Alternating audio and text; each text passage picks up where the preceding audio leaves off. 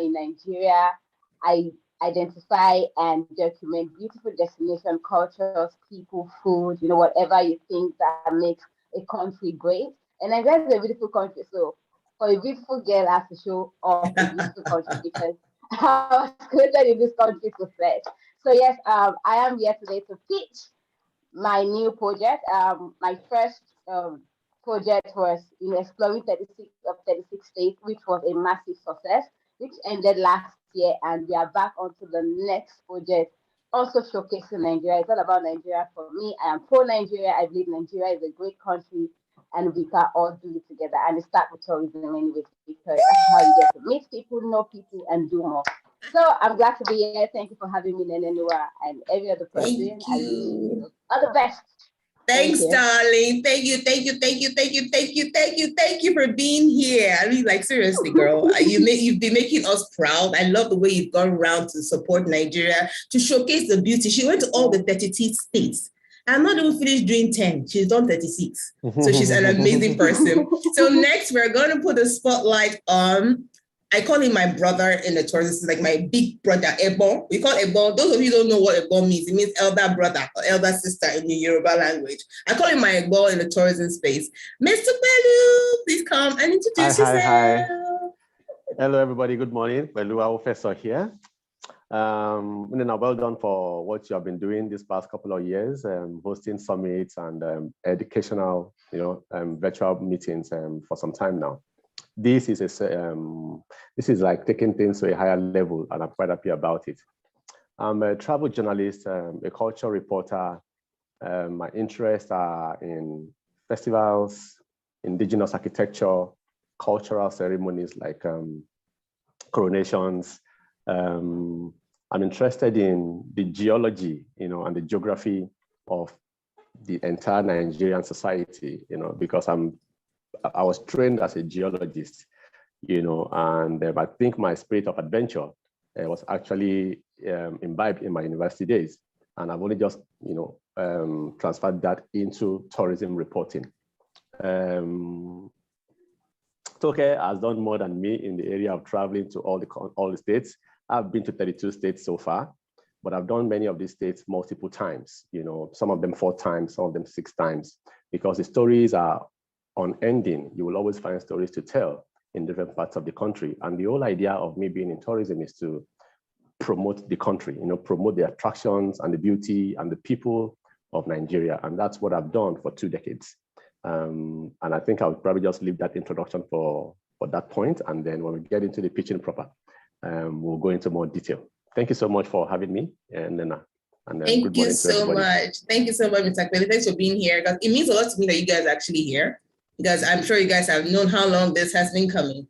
And it's very important that we actually do this, because it's a problem that we're trying to solve, fundraising, not just in Nigeria, but in the African ecosystem, the tourism space. So next person I'm going to introduce here, he has become my Namibian brother. He's all the way in Namibia. I have adopted him as my African brother, whether he likes it or not. Hey, Joseph, please come and introduce yourself. Hi, Nena. Thank you, guys. My name is Joseph. I'm Kafunda. I'm living currently in Namibia. 2 days ago, I was in Botswana, and just happy to be back home. Home is always where the heart is. I've been in the tourism industry for the past 19 years, but then I realized that there are some certain niches in the tourism industry that is missing with African roots, African cultures. So last year I team up, like I said, I'm an African man. Just look, I adopted my sister now. She's already got a flight ticket. She's coming to Namibia. She's no more Nigerians, let me warn you.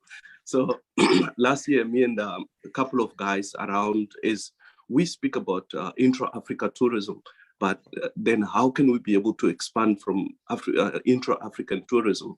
So what me and a couple of guys from Ghana, Nigeria, Uganda, Rwanda, Mozambique, we come up together, we team up as a team, and we realize that most of history in Africa, it's documented only after colonizations.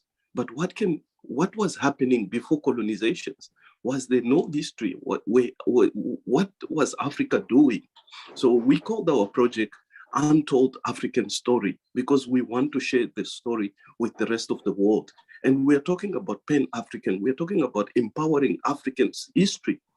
So how can we be able to do it? That's what I'm all about to tell you today. So I'm gonna cut it short now, but I'll give you all the sweet and the juicy parts of it. Just get water, get some wine, and I'm coming for you. Goodness gracious. This Joseph is just something else, guys. If you have a Joseph in your life like this, you will laugh. All right, guys, so let me first start. I want to start with the first person, and we're going to put 𝗧cie first. She's going to pitch her project, and we're all going to listen to her. And if you're here, please, today, we're here to support our own. We're in the tourism space in Africa, and we're here to support our own. And as 𝗧cie is going to share her project with her, I want you guys to be informed. In the next 30 days, you're going to be seeing my emails, because I'm going to be promoting them and asking you people to support them in any way you can. So 𝗧cie, over to you with your pitch. You have 5 minutes. I'm going to put a timer on, 5 minutes to do your pitch. All right, darling. Wow. Awesome. Hi, everyone. So my name is 𝗧cie, as I've earlier introduced myself. The project I'm pitching for today is called the 774 Movement. So in Nigeria, we have 724 local government areas, and that is what we are about to do, exploring the in-depth of Nigerian culture, food, people, but in the voluntarism approach. So imagine exploring Nigeria and you are giving back to the community. So when I was traveling during my 36 states, I realized that most of these destinations are not developed. Most of these destinations are not, I can't really promote it to people to say, oh yeah, come, let's go and explore these places, because they are not developed, they are not structured, and which, make Nigeria step back from exploring this great country. So what 774 is about is a voluntarism approach, an impact travel, where we get to travel, but instead of just traveling and enjoying these places, we give back to the community that shapes our experiences. So let's say you're traveling to Kano, for instance, and we're exploring Dala Hill. And from just being in Dala Hill, you are impacting the communities around Dala Hill. You are promoting, you're also providing to the improvement of Dala Hill, which means at every trip that we organize during the 774 movement, we are giving back to the community. Not only is this focusing on just tourism, it's also focusing on community development. While traveling, I felt like a lot of communities have been forgotten. Not literally forgotten, but neglected. There are communities that host some of the most beautiful attractions we have in Nigeria, and they have nothing. Basic needs like education, water, really, really minimal basic needs. When I was in Taraba, I met a boy on the street that was selling something they called white carrots, and this guy only asked me to give him money to buy a shoe sandal, like he need a school sandal. And I'm like, really? And there are lots of them on this road. So imagine with exploring Nigeria, impacting life, giving back to the community that shapes the environment, and making Nigeria beautiful. Also, Nigeria has beautiful culture, and which Nigerians doesn't really know about. We have people that, don't even know their culture, where they are from, where their origin is actually. Yes. So one thing that 774 movement will be doing is highlighting culture from the deepest roots of Nigeria, bringing it to the limelight, documenting the beauty of Nigeria, not just with the popular attractions that everybody already know, but what is behind these popular attractions? Who are these people behind this attraction? What are their culture? How do they live? What are the minimal things that you can think about them? And that's what 774 approach is about. 704 local governments in Nigeria, massive tourism, massive impact, massive community development, and also bringing to life the Nigeria we all wish to see, not just traveling, but also giving back. Now, how do you come into the 774? We kicked off last year during Kwara State, which has 16 local government areas. And how did we crowdfund for this one? We were able to crowdfund for my Instagram friends, social media people that follow me, basically for what I do. And we were able to crowdfund for like 300K that got me and my team to do the first set of Nigeria, the first set of the project. Now we need more. That was a test run to see what we would need for the second phase and how to go about it. We need gadgets. We need funds for travel. We need to like put my team on a really good spot.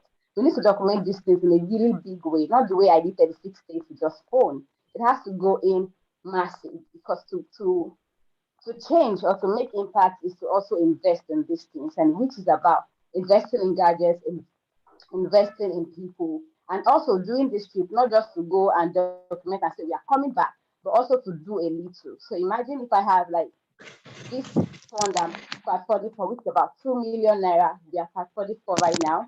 It means that we can able to give back to this community without telling them fake promises like we are coming back, we are coming back.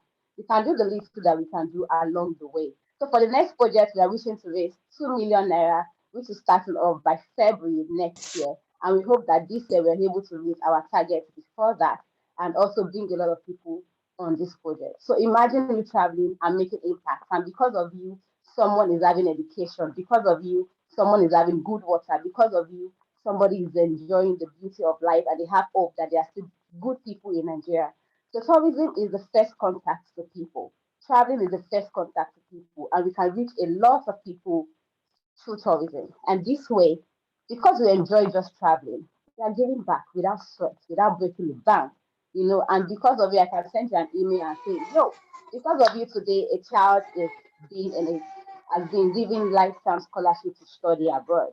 How do you feel? Like, yo, you just see that, right? So yeah, this is what 774 movement is about, and I would love as much as possible for people to join in. If you want more information about this, I have a website called 𝗧𝗂𝗂𝗺 where we have this link. All these projects are there, the past projects, the recent ones that we are doing, and everything, all the information you need are there. And to support this funding, you can always donate on the 𝗦𝘂𝗺𝗶𝗁 platform. We have our link. Whatever you give is not too small: $1, $2, $5.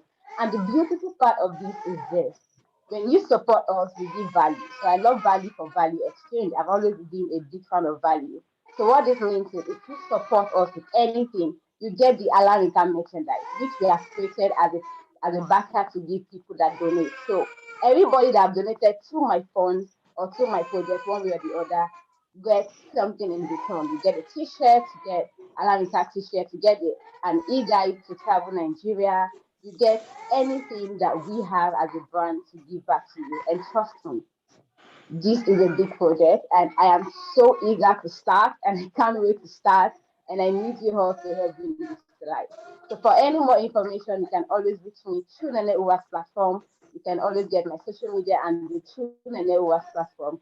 And I hope that with this is the beginning of something beautiful for the Nigerian tourism and African tourism at large, to support our own, to put us out there, and to do great things in the country and shape it to what we want to become. So thank you. I'm looking forward to your donation. $1, $2. Please watch me, I beg. Watch me so that I can do this. And I'm super grateful for you being here today. Thank you.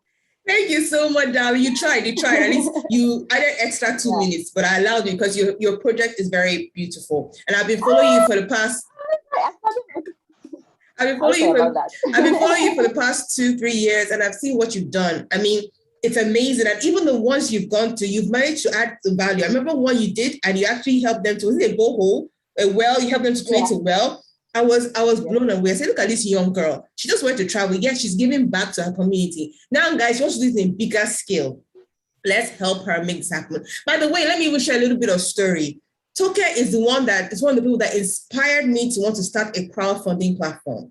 Like when she started this, her 774 project, I was like, I like what this girl is doing. Is there no platform to make it possible for her to raise these funds? So for me, I'm happy to see her that she's here and she's actually doing this thing on my own platform. So Toke, well done. Let's go to the next person. We'll still ask you questions later, but let's go to the next person. And I'm going to be calling in Mr. Pelu, as I say, 𝗬𝗂𝗶𝘀, to do his own pitch. So, sir, let me put the timer. You have 5 minutes. Let me do the timer again. All right, sir. Okay, so let's start. Good morning. Thank you so much, Nena. It's 10:18, so I have till 10:23. All right, good morning for everybody who is just joining us. I did an introduction earlier. My name is 𝗬𝗂𝗶𝘀 𝗂𝗶. I'm a travel journalist and culture reporter in Lagos.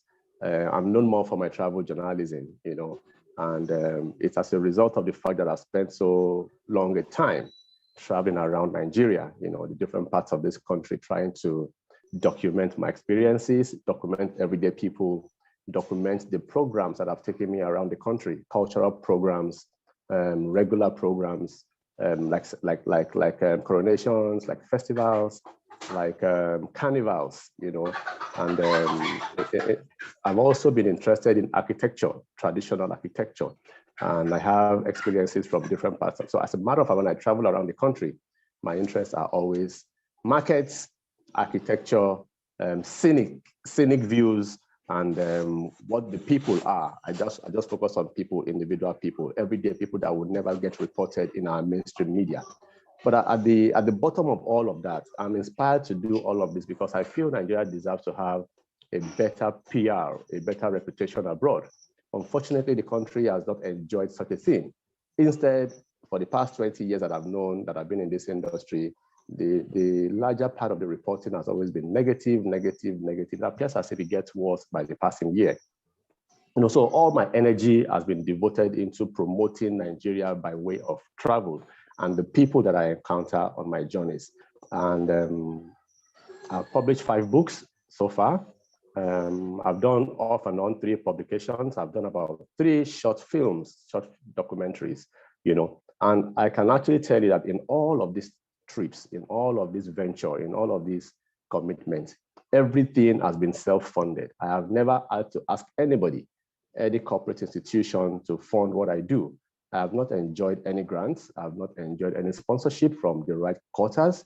Everything has been solely funded, privately from my pocket, except for when I was fully employed in my early years as a journalist, when I was a full-time journalist. And of course, the publication had the responsibility to pay for my assignments. That is not counting that.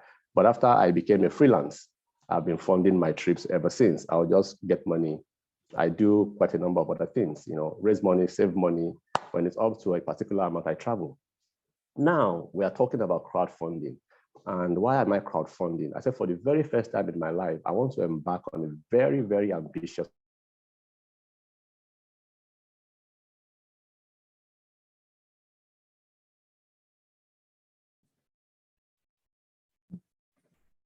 Did we lose Mr. Pelu? I think we lost him, right?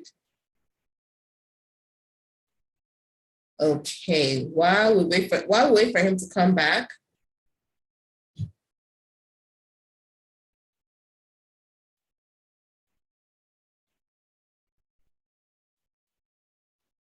Here, 𝗬𝗂𝗶𝘀𝗺 is a 19th century Nigerian Anglican, the first West African Anglican bishop. You know, he was one of the first, you know, missionaries who landed in Nigeria in Badagry in the 1840s, 1841 thereabouts.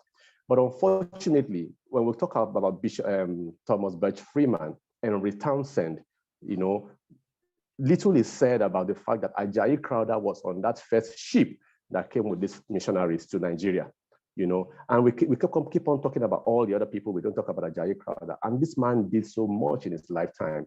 He committed his life to promoting Christianity, to, you know, planting Christianity all over Nigeria, you know, and he lived to be 82 years old. Imagine someone devoting like 60 years of his life to just one cause, to serving humanity, to staying dedicated to a particular vision. And then what we hear about him is just one thing, the fact that it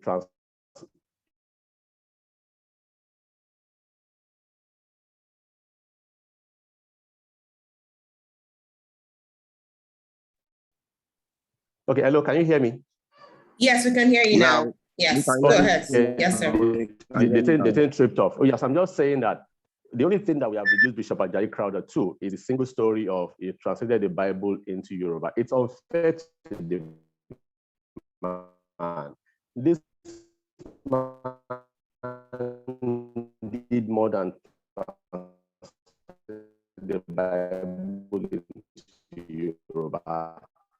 He was responsible for translating the Bible into Igbo or Igbo language. He was responsible for also doing the same for some sections of the Hausa language and Nupe language, for example. He traveled extensively on demand, and it's not the 6 people. That is the title of my project, in the footsteps of Bishop Crowther. So essentially, I've identified about 25 towns, and way back when, I'm talking about 1840s, 1850s, 1860s, 1870s, 1880s. He went across the different parts of the southern part of Nigeria, doing all sorts of things, not just preaching Christianity. He was also preaching the importance of labor, hard work, commerce, and imbibing agriculture, so that people can actually understand that it's not just by praying and by reading the Bible that you become fully human. There are other things that you should do. So we've identified all these places, and you know as much as I do that a documentary is not a small matter. A documentary requires a lot of funding to make it happen. And our trip, I estimate it to be about 8 to 10 weeks. It may eventually be longer, but we should be traveling on the average for about 10 weeks. And then documenting the story of this. But there are so many stories that many people don't know. And I think it's important for a man like that to have his story presented to a whole new generation, not just Africans, not just Nigerians, but for across the world, because we cannot be celebrating foreign personalities, and we know so much about all of those people from abroad, but we don't know so much about the individuals who did things here. I think it's high time. Again, in closing, I think my time is up, but again, I think I want to make up for the 1 minute that I was tripped up. Yeah, go ahead, two reasons why this project is very important for this year. By December 31 this year, it will have been 130 years since Bishop Ajayi-Crowther died at the age of 82. Earlier this year, in the month of June, it was the bicentennial of his capture as a slave. Ajayi-Crowther would not be what he is or who he was if he had not been captured by slave traders. He was captured, and the story turned around from that time on. So this year makes it the 200th anniversary of that capture. So those 2 milestone years are the reasons that actually inspired me to actually say, this has to be done. Finally, there are so many landmarks about Ajayi-Crowther all over the country. We want to also touch those landmarks and document them as well. So it's a film, it's a photo book, at the same time it's also a blog. So it's a 3-in-1 project. And I'll really be grateful if you can support the project, if you can donate. No amount is too small. Your little contribution will make a huge difference. Thank you so much. Thank you so much, Mr. Akpelu. Thanks a lot for that. And we're going to the next person, and that is Joseph. Joseph, are you still here? I can't seem to find you. Okay. All right, here, I found you. We are sitting next to each other in the bus. Now we are traveling together. All of a sudden, you miss me. You're not serious. You're not serious. All right, go ahead and introduce yourself and your pitch. You have 5 minutes to go, so let's start. Okay, guys, let me just be honest and frank with you guys. It's African brotherhood and sisterhood. Nena, currently, I'm feeling really down on my knee because you conspire with the brother Pelu to speak on my behalf. Because I don't need to speak anymore. My goodness. My goodness. All right, go ahead then. Okay, guys. Sorry. Like I said, I'm here to share a story. The concept note, it's of our story. It's our people, our product, our story. Our people. How did our people live before that? Oh, thank you, Nena, for that wonderful map. How did our people live before everything that is happening in Africa today? How can we be able to create that product so that when creating that product, we can be able to tell our story? That is exactly what Untold African Story is all about. It's a documentary, but it's not only one documentary. As you can see the map that Nena is sharing on the screen with us, we are planning a massive travels. We are not planning just a day travel. We are planning to travel first 15 countries in order to capture the untold African stories, the story that existed before anybody, before Christianity come to Africa, before any religions come to Africa. We want to understand, how did our great-grandparents live? How did they survive? What happened to them? The languages that we are losing out, how can we be able to get it back? So Untold African Story, it's not just in a documentary, but it's in a cultivation of our culture. It's an understanding of our roots. Because like we said, our people, our product, our story. If we cannot share it now, the 22 centuries will not be able to have our stories. We have been involved in travel and tourism, but we must understand what is travel and tourism first. It's not just about traveling, it's about cultivations, it's about discovery. And that's what we want to share with the entire world, starting from Africa. And we want Africans to narrate and direct their own story, because for years, story missions that we have been looking at, it's always been narrated and documented by someone else. But how can we as Africans descended have that, cultivate our own history? So my team and I, we are more than welcome to allow anybody to join the team. We want to grow the team as much as we can. Currently, we have 12 members because we have curators, we have creative directors, we have filmgraphers, we have presenters, we have drivers, we have scouts. We need to travel from Cape Town up to Cairo by visiting 52 or 55 states of African states. This is a massive project. I've never embarked myself in such a project. Last year, we did a small project in Namibia for 12 days, but it has received more than 10K views so far about Namibia. So I thought, how can we be able to curate, how can we be able to create African untold stories? Because there are so many. If I just go, for instance, I was in Botswana the other day, the story that I heard in Botswana, it needs to be shared. The story of the first hunter and gatherers in Africa. And then the potential capacity that we have, both now and in the future. Okay. Nena, there's some interruption over there. Yeah, sorry about that. I've canceled it. Go ahead.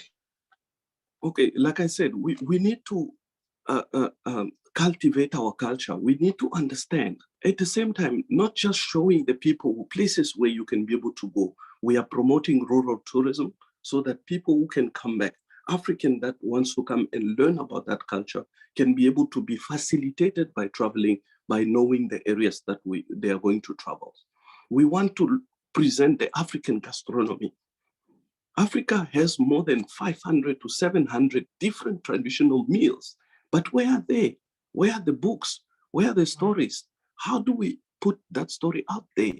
Nobody knows. So that is what African Untold Story is going to do. So we are going to recapture everything that used to exist before the 18th, the 19th centuries, the 20th centuries, and bring it to life. By traveling, I have volunteered myself to make myself available with my vehicle to travel with the crew starting from Cape Town in February next year, so that we can be able to start small, but at the same time, when we get there, if anybody is willing to come on board with us, we are applying, we are crying to everybody out of Africa so that you come and join us on this adventure. We don't want to be alone. We want to be with you. Look, I have now a sister. I have a brother in Nigeria. I have everywhere, everybody. So I call myself a true Africanism. But if we cannot support one another through African projects, I believe that the tomorrow Africa will not exist, because as we have an understanding and we have gained knowledge of understanding it. So how can we be able to share that knowledge? That knowledge can only be shared when we speak and when we show concept notes that are truly Africans. not narrated by somebody else. So guys, our project is starting in February next year. I have put my down payments for it. I'm not really saying that because of this, we cannot be able to start this project. I'm going to start the project. We are going to start the project. The whole crew is going to be there. We're going to be traveling 2 vehicles and starting from Cape Town, coming to Namibia. Then we do Botswana, we do Zimbabwe, we do Zambia. We're going to have this project staged in 4 parts. So where we're going to do first, we're going to do 7 Southern African countries. And then we move to the Eastern Africa, and then we move to West Africa, and then we move to North Africa, so that we can be able to accurate this project and make sure that everybody understands the African untold stories. Within a year's time, we will have 4 beautiful episodes of African untold stories, from grassroots, from traditional cuisine, from anything that needs to be mentioned, the language. How do we speak different languages? How did it come to that fact? We want to go deeper, but at the same time, we have to realize that there's a sensitivity on these projects. But how can we be able to get it into that sensitivity? Is by living among the people. When you live among the people, they will share the story with you. But if you just come there showing your cameras, people are not going to share any story with you. There's a little movies that I always tell people, I said, you should watch that movie. It's God Must Be Crazy. Look at that movie, search for that movie, God Must Be Crazy, and you will understand how African should be able to narrate their own stories. And that story was narrated by a guy who lived in Botswana and Namibia. He narrated the whole story, and he read the whole script, which come beautiful out. So please check it out, because that is how we want to do African untold stories. So I think, Nena, I've passed my time. You've taken like extra 1-2 minutes, but that was amazing. Thank you so much. Thank you for that, Joseph. And I hope you guys are listening to all this project. We're not just here to come and talk, we're here to also come and support. Like he keeps saying, and like he kept saying, we are an African family. We need to help ourselves grow. And the reason why I started this crowdfunding was because I found the problem we're having in the African tourism space, and that's funding. So if crowdfunding can help us make this happen, why not? All right. So we have one more picture, and she's here. That's 𝗧cie𝘂𝗿𝗶𝘀. Come and join us. Come and join us. How are you, darling? Okay, we can't hear you. I can hear you now. How are you? Good morning, everyone. Good morning. So you introduce yourself and then go ahead with your pitch. You have 5 minutes. I'll give you 6 minutes because you've not done your introduction. So I'll give you 6 minutes and then we wrap up. All right, over to you, Ben. I'll be sure to keep your time. Good morning, everyone. My name is 𝗧cie𝘂𝗿𝗵𝗴. I run a travel company called Tambulo, and we create life-changing experiences across Nigeria and Africa. I started this company in 2015, 2014. It started as a travel blog. And for me, starting the blog was, always more, it wasn't about just me. It was just about making people want to travel Africa more. And that is why the blog was really not focused on me personally. It was about people sharing their experiences, young Africans sharing their experiences on the blog and showing that, oh, you can actually travel Africa. And that grew into a travel company, based on demand, and also seeing, the gap in the tourism space in Nigeria. And one thing that is unique to us at Tambulo is we implement projects in communities that we visit. And across our time in Nigeria traveling, we've seen that education is a social issue that we are passionate about. And that is why I've decided to, launch a book on traveling, tourism, people, culture, using a character. So choosing the name Tambulo, I will go back. It was a name my grandma gave me. And for her, it's that ant that bites you, like soldier ant. I don't know if you're familiar with it. And when it bites you, you don't stay in one place. So it's when you travel with us, you actually want to travel more. And choosing the logo for the company I was very intentional about it, because I wanted it to be a character that could bring to life. So if you check out our logo, it's an ant with a backpack. And last year, I decided to start working on a book called The Adventures of Tambulo, where Tambulo travels across Africa and visits different communities, different places, and tells you about Africa. And the first in the series is called The Adventures of Tambulo in Nigeria, and that will launch this month. You would get to follow Tambulo on a journey across Nigeria, meet people, discover places, and it's something I'm really, really excited about. But our goal is, it's one thing to also write the book. All these places can be found online, but we're particular about getting this book to local communities, children in local communities that don't have access to these things. So we want you to please join us and donate to this cause. You can find everything you need on 𝗬𝗂𝗺's platform, and where our goal is to reach about 2 million children, which I know that you would help make happen. Thank you. Thank you so much, 𝗧cie𝘂𝗿𝗻𝗵. So let me bring every one of you back on the spotlight. I want to ask you guys questions. Please, Mr. Kwelu and everybody else, please put your videos on. I'm going to put you guys in the spotlight. Add to the spotlight. Add to the spotlight. Okay. Let me add myself to the spotlight. Nena, are you sure you are putting us on a spotlight, or we are going to put you on a spotlight? Because we have a question for you. We have a question for you. Shoot. What questions do you have? When you ask me, you're all entitled to one question each. And then I will turn it around and I'll ask you guys questions. Oh yeah, shoot. My question that I'm going to shoot is, I fell in love with a pitch at the Young Tourism Trade Fair in Ghana. And definitely, I was like, my goodness, who is that? Then I realized it's my sister from another brother. Can you imagine? That's what you want to say.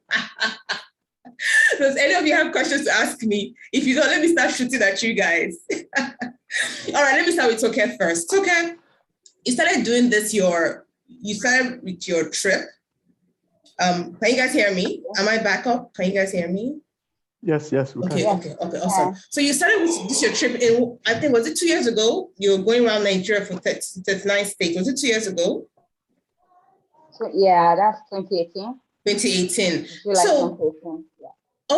As you were doing this trip, what was your plan to ever do this giveaway, all these community projects that you were doing? Was it your goal? What inspired it? Was it during the journey or what? Because we want to know what made you say, okay, I want to do this 774 project. So basically, I'm more of a community development. I normally, volunteer for outreach here and there, and I'm for what's it called, humanitarian causes. But during my travel, when I was in 36 states, 774 was not in the plan. In short, let me tell you the truth. My plan was to do 36 states, and then from there start exploring Africa countries, because right now I should travel international too. But between the lines of my travel, I begin to realize the gap in Nigeria as a whole. I realized that most of the charitable aid that we have in the West are not circulated.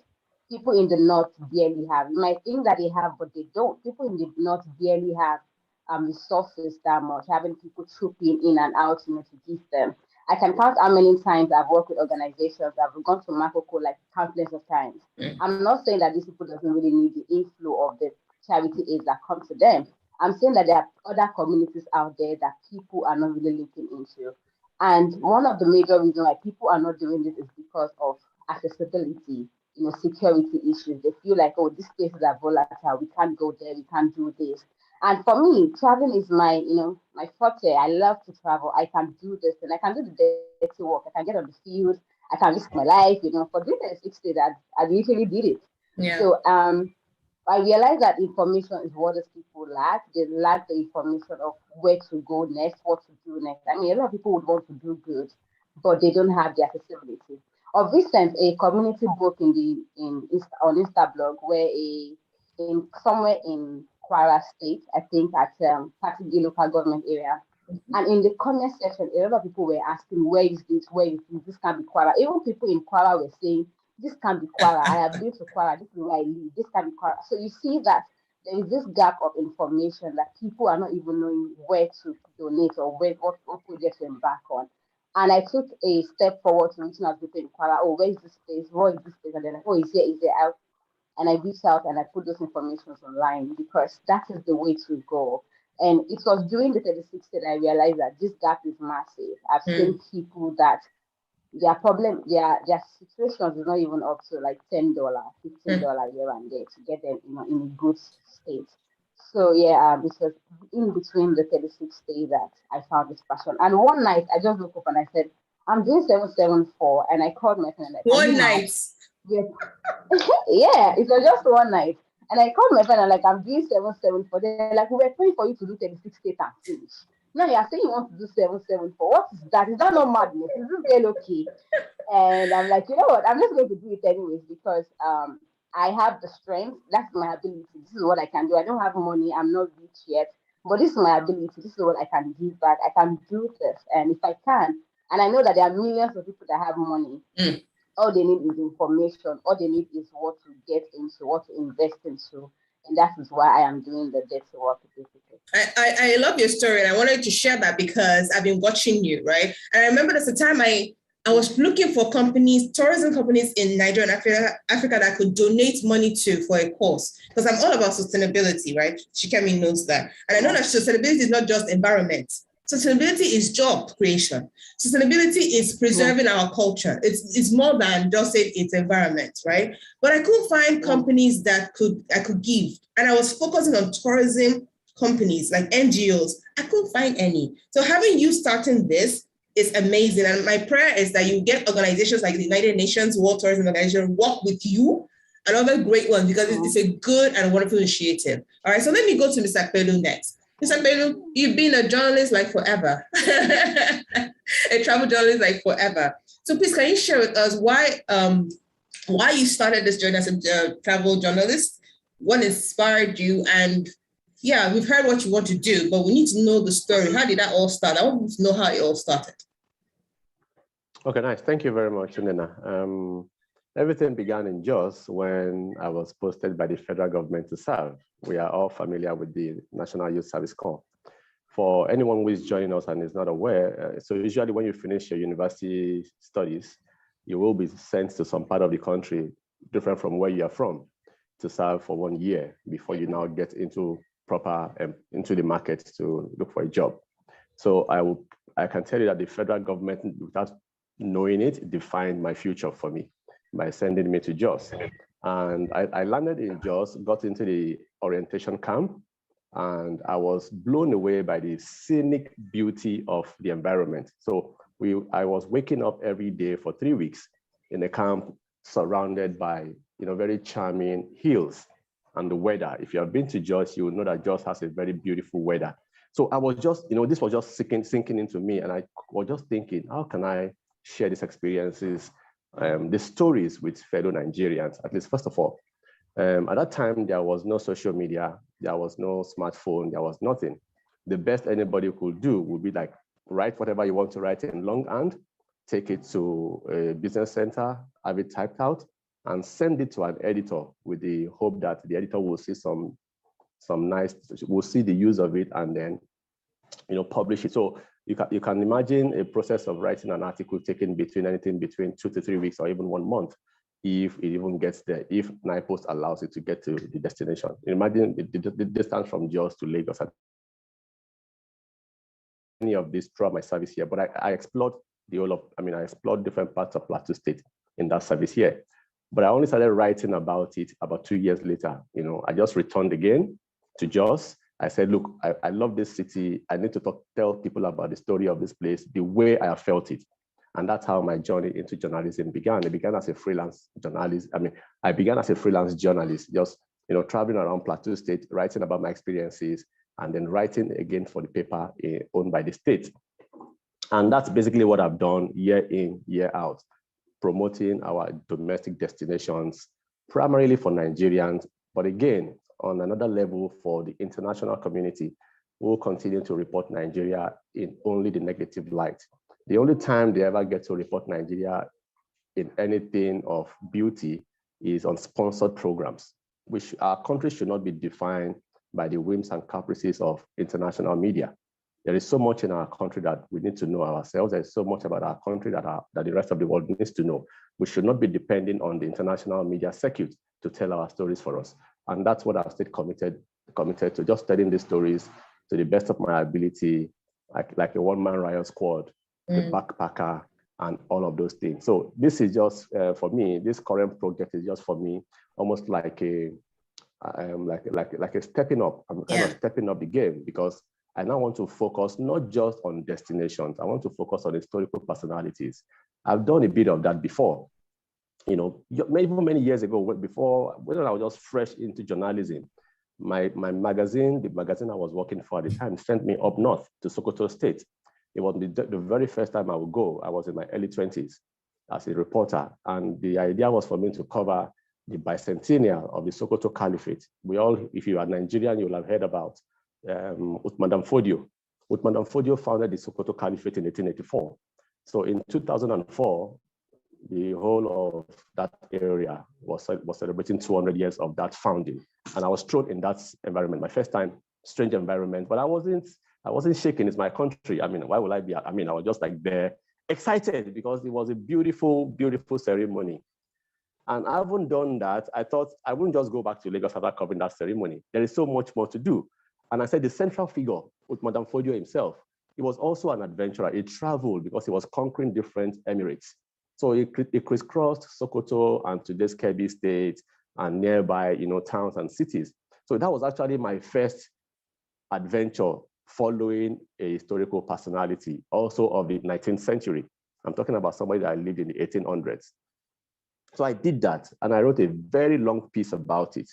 And many years later, I did another one on, just this year, I did another one on 𝗦𝘂𝗺𝗺, and then I said, you know what, there's more to be done. And that's how I decided to do Bishop Ajayi Crowther. I just fell in love with his story, and I feel a bit scandalized that we have allowed the story to go untold for such a long time. The best time to tell that story is this year on the 130th anniversary of his death is when we should tell that story, because a lot was done to suppress his story.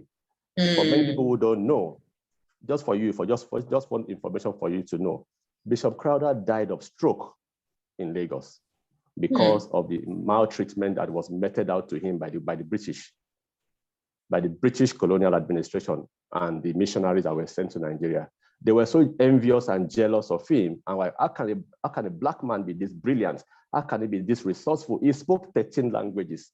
Wow. Between 10 and 13 languages he spoke. And he was a linguist, he was a translator. Most of the work that the British missionaries achieved, Bishop Ajayi Crowther was central to it. They purposely dispatched him on that expedition to Nigeria so that he could be the translator for the British. So the man did all of that, and he did above and beyond all the brief that they gave him. And the way you thought you could pay him back was to embarrass him, was to insult him, was to denigrate his person. The man, he was shocked. He was blown. He just couldn't understand it, and then he died, a miserable man. After committing all of his life to the Church Missionary Society, his ending wasn't so beautiful, But again, we can't take away from the fact that he did so much while he was alive. It is those things that he did that we want to tell the world about. If you read a tiny portion of Ajayi Crowther's story, you will want him to be the poster child of what humanity should be. For a man was so totally committed to the cause, and he never wavered. Even when they were maltreating him, he never wavered. He just stayed focused on the duty that he believed he was called to do.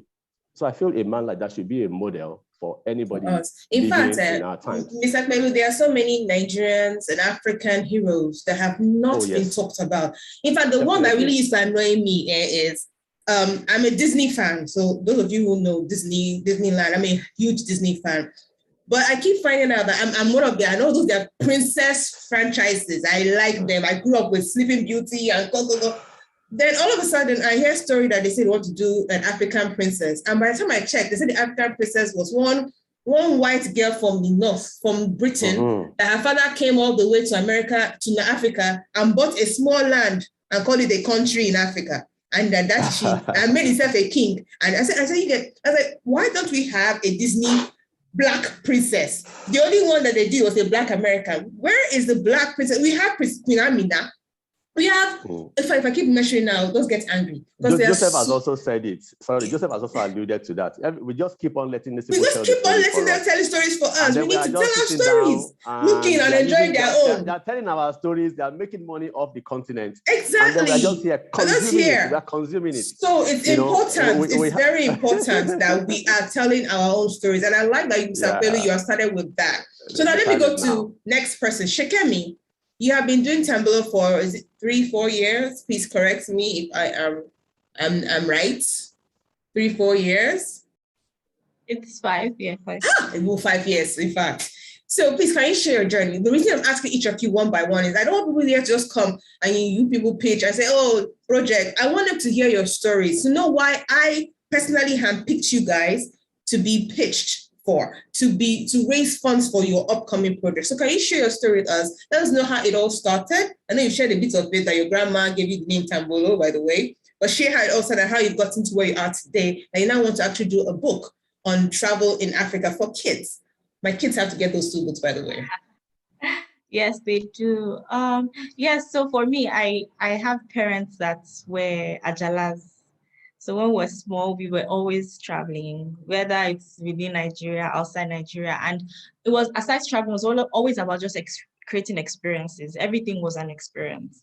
So I guess that, ignited that desire in me. And when I was in university, I took it upon myself to travel. So I was the coordinator, chief coordinator. I made myself the enjoyment minister for my group. And I always used to organize trips for them. And for me then, I didn't see it as a business. It wasn't something I thought I would do because I studied international relations. But I knew I was always passionate, about countries. I thought I would be a diplomat. I'll still be a diplomat, but in that space, the international space. And then I saw that, people would actually come and say, please, can you do this for me? And I wouldn't charge them because it was effortless. And then, moving back to Nigeria, I saw that, okay, abroad, we do these things, we organize experiences. And I said, a few people are doing it, but we need more people to do this. One person can't do everything. I don't even think we have enough people. And I said, okay, aside, just creating these experiences, what can we do? Because I'm very passionate about impact. It's one thing to go to these places, but after you take all your pictures, have fun, what are you doing to help these communities? And then we started with our travelers, donating as they travel.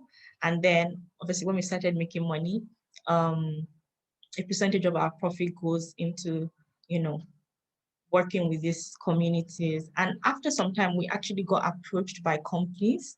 A few private companies now partner with us because they don't know this destination. So when they want to implement CSR projects, they actually work with us. And we say, okay, there's this community in 𝗧𝗂𝗂𝗧 that you can do this. And we give them reasons why, they needed this, they needed that. And, like a consultancy for them.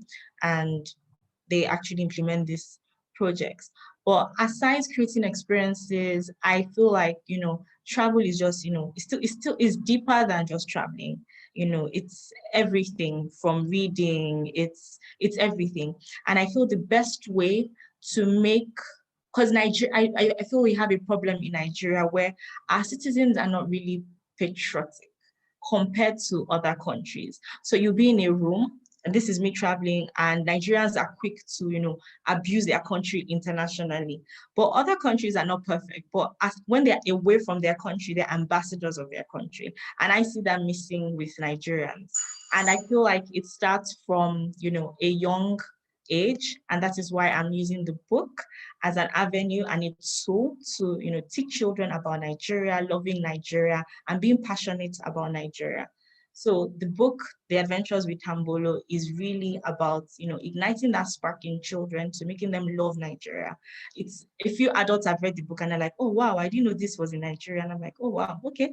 So it's for adults and children, just to spark that interest. I like that. It's for adults and children because it's true. If you check it, I don't know, I think that I've heard that it's back. We don't have history in our curriculum anymore. Or is it, I just want to be sure, here in Nigeria, I think we don't have history in our curriculum anymore in the primary school and secondary school. Please correct me if I'm wrong. Some schools have taken it not all schools. Some schools has history. Why some schools they don't teach history at all? Okay, thanks for that, Dennis. So it's a problem. If someone was telling me recently, they should be doing tourism in schools. They should be teaching children tourism in schools, like in all African schools. Let them be teaching them the different states, the different tourist destinations. So I love that your book, when I saw your book on Instagram, in fact, you didn't even post it in the whole world. I found it on Instagram and you kept quiet. I said, no, this girl is not serious. We need to ensure this book is out, like at least for Christmas. We're launching this month, and we're going to now make all the Even noise. if you did not launch, I brought you here by force. You must be, because it's something, it's educative, tourism education. It's not just adults who are educating, we need to educate the kids. And I had to bring my kid one day, say, yeah, tell me, which country is this one? Which continent is this? Which country is this? This is how we start teaching them now, so they know it. And if we start by teaching them our continent very well, why not? All right, so that's an amazing project. And please, guys, like I said, we're not here just to talk. But from the next 30 days, you'll be getting emails from me to ask you for support for these amazing projects that are up here right now that have been pitched. So we're going to go to Joseph. Joseph, just share your story. I know you're very passionate on the tourism space. You've been here for like over 20 decades, if I want to use that word. So share with us how your story started and why you are doing what you're doing now. All right, so then from there, we'll wrap up and then let's see how we can start getting the money in for you guys. Yeah, let's go. Go, bro. Okay, thanks, Nena. My sister from another father. Okay, my tourism space, first of all, let me say to Pelu, we are brothers together. I study journalism and mass technology medias, and I work in the journalism fraternity for about 3 years before I could join the tourism sectors. And when I was a journalist, I used to write mostly about youth, entrepreneurship, and mostly about sports. But then I realized that I had a talent of speaking about 9 languages, because I speak French, German, Portuguese, English, which I speak Dutch, and Swahili. I speak Tswana, I speak a lot of languages. So I realized that what about Yoruba and Igbo? I also, I'm going to learn very soon. So I realized that there was a talent beyond me just being in air-conditioned office where people smoke and all the time we're drinking whiskey, even when we're at work. But how can I be able to use that talent and my language skills? So I contacted a friend of mine, and then he gave me the first tour. It was in 2004 from Cape Town to Kenya. I didn't know anything about tourism. I didn't know anything about cooking, for instance, because when I cook our meat like Africans. When you do a braai or barbecue, you cook it. It's typical African, it must be dead. So I had to learn from there. And the driver that I was with, the assistant that I was with on that 65 days journey, you know, camping and all those kind of things, I came to realize that this was actually a better life that I could have actually followed. And that's how my tourism journey started in 2004 on my first trip ever on my own, speaking my broken French and trying to impress the French people by teaching them about African cultures, gastronomy, telling them about stories and all those kind of things. So it was really an amazing journey. And I learned that there's something beyond drinking whiskey and smoking every day in the office. So enjoying the fresh air, when you woke up under the star in the night, you can actually love what you are doing. And I didn't join the tourism because of the money. I joined it because I experienced a new culture. I learn each and every day about different way of life. I observe and I absorb what is happening in front of me. Traveling teach me so many things. It teach me about calm, about become less stressful, become a joker. They call me King Julian sometimes because I always do Madagascar. I like the move. So all those type of things, if you are not in a tourism, you couldn't learn that. And traveling just opened my eye. And when I travel, I start watching documentaries and I realized, like we said, The Little Princess, it's some British rich guy buy an island in Africa and put a princess there. But what about our own people? Didn't we live with princess before? Didn't we know about our own way of life? So that is where I come in. And I said, let's tell people untold African stories, stories that were not there before. So as I travel, I speak to people. We all find ourselves with 3 different names. Nena, Fakoya, Smith. What does Fakoya stand for? We all understand where it's come from. I have Joseph Mukadi Kafunda. Mukadi, I can be able to explain. It's an untold story. How do we get that middle name? It's always based on the roots, the culture where we're coming from. But we don't explain that to our kids because we will only explain Kafunda and we'll explain Joseph, which is the Christianity name. But we had our own traditional name. That is an African untold stories. That is what we want to discover during our projects. We want people to tell us the story. We want people to share with us the story. At the same time, each and every tribe do have a little rituals that they do. That's untold story. We want to cover all those. So if we don't get support, if we don't get the initiative going by us, African by Africans, it's our product, our people, and our guests. So let's include Africa in this project. Let's bring all Africa to come and share our stories. Pelu has a very brilliant stories. We have so many of such stories here in Southern Africa. We only know about King Shaka Zulu, and that's it.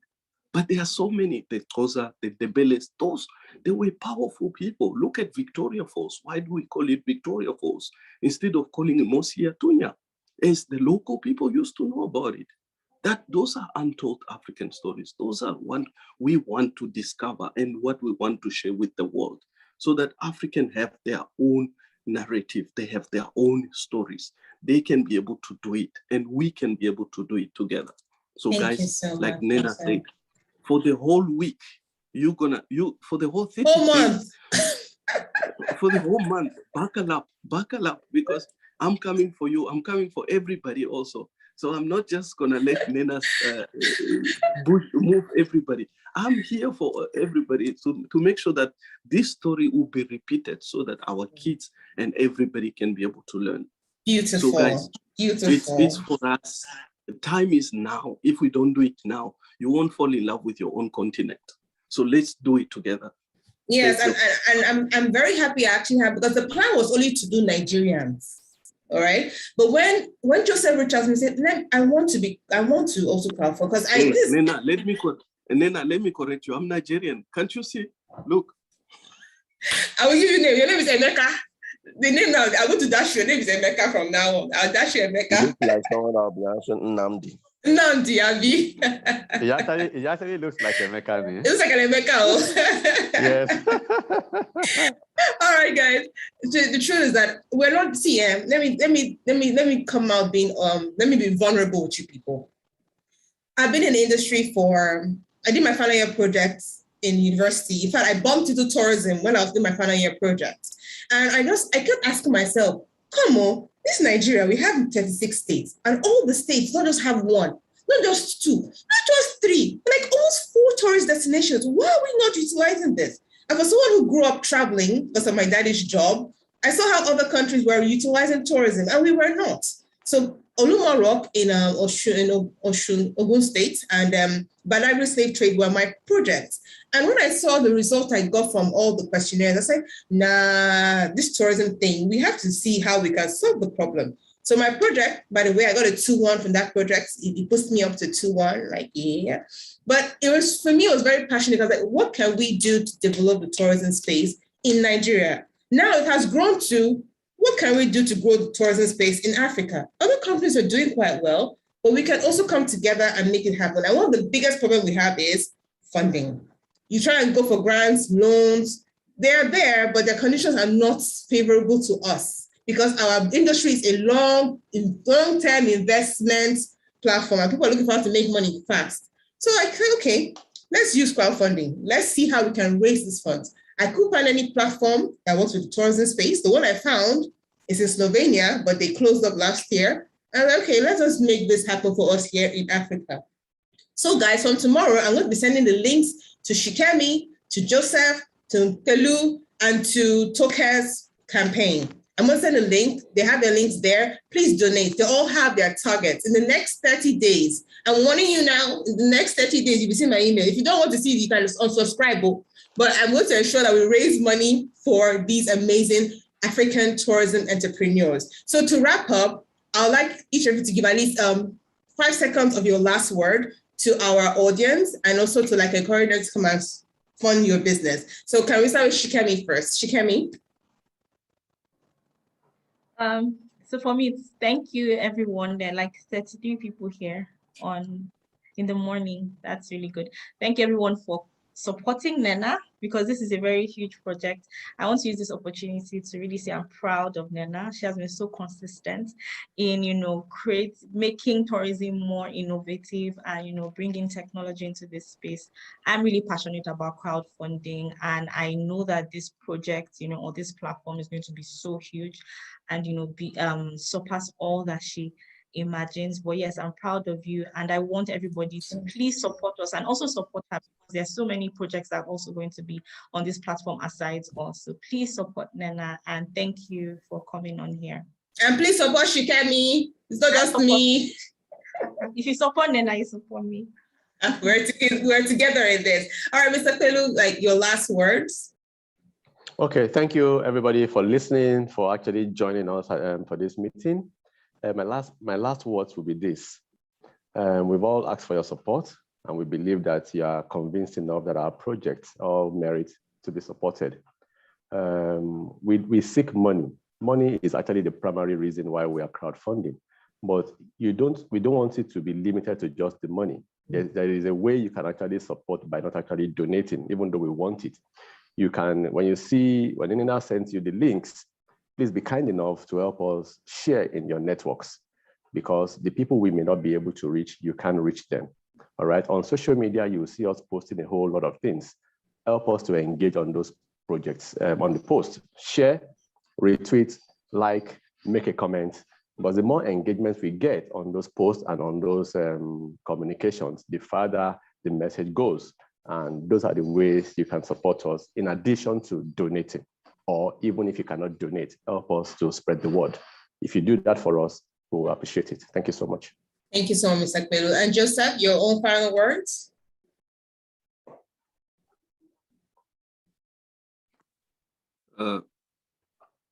Nnenna, I don't think there's always a final words, you know that, because it's the same as saying goodbye to people. You can't say goodbye to people. But yeah, let me take this opportunity to say thank you to everybody who tuned in, and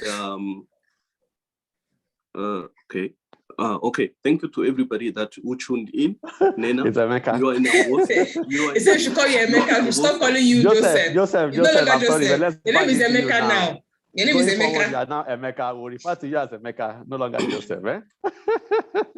Yes, please. Thank you, Pelu. Correct us. Please change my name there. I just want to say to everybody, you guys, you are all awesome. Being here, listening to our lovely stories, to the beautiful ladies behind the African map there. Thank you for bringing this up and making sure that the tables turn around. And you have been motivational to all of us. Although we are legend in the career, but at the same time, we're not a legend in understanding the story. But you have brought everybody up here. So guys, you are awesome. thank you. Do not forget to share the links that she's going to send it to you, and let's support her throughout any of a project that she's going to bring up to. So Nena, thank you. And all the audience, thank you once again. Thank you so much, Emeka. I almost called you just there. Thank you so much, Emeka. Thank you so much, everyone. 𝗧𝗂𝗃 was kicked out. Network never had to come back in, so she's not here to give her her one, like Emeka said, it's not final words, but like her round off, right? So I want to say thank you to everybody. See, you guys tuned in here in the morning to come and listen to these people pitch their project. Thank you. Dalu, Nagode, Midasi. How do they say it again in this? How do they say it in Namibia, please, Emeka? How do they say thank you in your language?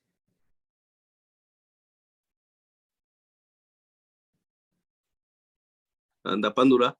And the Pandura. Did I say that well?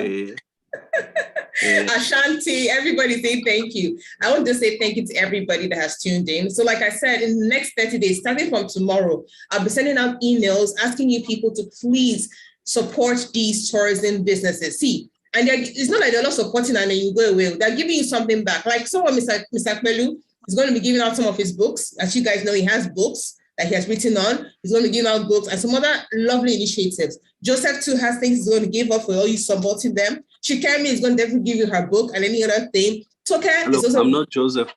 Oh, sorry, Emeka. I'm not Joseph. Emeka, oh, sorry. You see, when I changed my name, check my name. I have changed it. Oh my God, it's just this Emeka has something else. All right, so Emeka has something to give. 𝗧𝗂𝗃 too has something to give. Please, guys, let us support them. Even 𝗧𝗂𝗃𝗃𝗀𝗺 and all. We are here to help our own. If we don't help ourselves, who will help us? We don't have to always wait for the Western world to come and help us. Let's help ourselves and make this happen. So I'm saying this again, in the next 30 days, I'll be sending emails asking you to support these people. If you do not have the money, please share with your network. Share with people who you know would like to support these people in whatever they're doing. Share on social media, in your email list, everywhere, because the more loud noise, the noise we make, the more noise we make, the more we're able to make them reach their funding goals. So thank you, everybody. Thanks for being here. Thank you, Emeka. Oh my gosh. Thank you, Mr. 𝗧𝗂𝗃𝗀𝗺. Thank you, 𝗧𝗂𝗃. Thank you, 𝗧𝗂𝗃𝗃𝗀𝗺, for being here. And let's help you guys raise this fund for your projects, because I want to see them come to life. It is my desire it comes to life. All right, so bye, everyone. Odaro, Kaudio. Odabo. Thank you. Now the secrets. Thank you so much, everyone. Nagode. All of you. Thank you. All right, everyone. Bye. All right. Take care, everybody. Bye, everyone.